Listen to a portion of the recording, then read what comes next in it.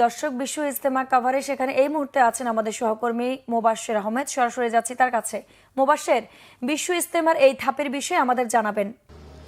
আইন, আপনি জানেন যে বিশ্ব ইজতেমার এবার 58তম বিশ্ব ইজতেমার কিন্তু এটি দ্বিতীয় ধাপ, অর্থাৎ আগের যে ধাপ সেই ধাপে কিন্তু মুসল্লিরা তাদের যেই বয়ান নিয়ে তারা ইমানের পথে গেল রবিবার কিন্তু তারা তাদের নির্দিষ্ট গন্তব্যে চলে গিয়েছেন।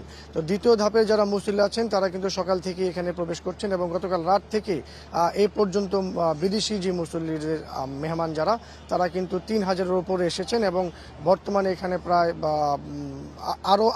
আরও আসার এক ধরনের সম্ভাবনা তারা বলছে যে বিদেশি মুসল্লির সংখ্যা আরও বাড়তে পারে।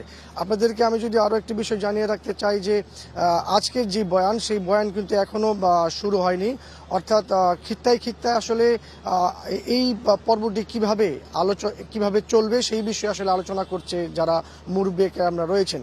আমরা যতটুকু জানতে পেরেছি যে এখন তো 10টা বাজে, 11টার পরে বয়ান শুরু হবে, তখনই হয়তো বা জানা যাবে যে তারা এবারের দ্বিতীয় ধাপের বয়ান আসলে মুরব্বীরা কি বলছেন তাদের যারা এখানে আসবেন তাদের উদ্দেশ্যে।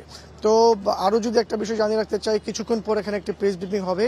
এই ইজতেমা ময়দানের যে নিরাপত্তার বিষয়টি রয়েছে সেটি নিয়ে এখানে আলোচনা করা হবে, কিভাবে এবারের পর্বটি সুশৃঙ্খল করা যায় এবং নিরাপদ করা যায় সেই বিষয়টি তদারকি করা হবে।